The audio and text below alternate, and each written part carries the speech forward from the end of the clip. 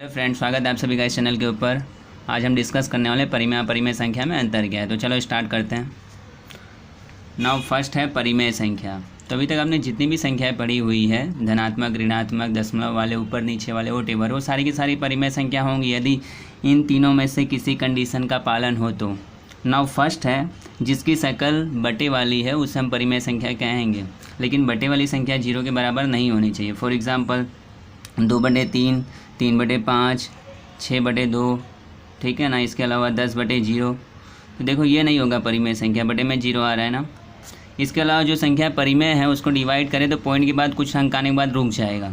जैसे 2/4 इसको डिवाइड करें तो 0.5 आ रहा है। पॉइंट के बाद ऐसे कुछ संख्या आएंगे और रुक जाएगा, आगे नहीं बढ़ेगा, ठीक है। इसी तरीके से 2/8 इसको डिवाइड करें तो 0.25, ठीक है। पॉइंट के बाद कुछ संख्या आ रही है और रुक जा रहा है, जिसे हम कहेंगे डेसिमल में ये टर्मिनेट हो रहा है।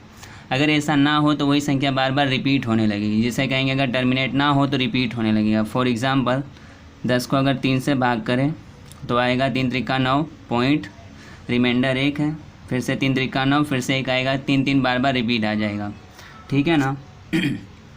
इसके अलावा है अपरिमेय संख्या। जो संख्याएँ परिमेय ना उसी को हम अपरिमेय संख्या कहेंगे। फॉर एग्ज़ाम्पल 3.14579 सो ऑन, ये संख्या आगे बढ़ते जा रही है और यही बराबर होती है पाई के, जिस पर से सिद्ध होता है कि पाई भी एक अपरिमेय संख्या है। पाई यह एक अपरिमेय संख्या है जो 2019 वाले एग्ज़ाम में आ चुका हुआ है, ध्यान रखना। इसके अलावा इस एग्ज़ाम्पल की विशेषता एक और है कि ये ना ही पॉइंट के बाद कट रहा है और ना ही रिपीट हो रहा है। मीन्स कि ये ना ही टर्मिनेट हो रहा है और ना ही एंड नॉन रिपीट हो रहा है, ठीक है ना, नॉन रिपीटिंग।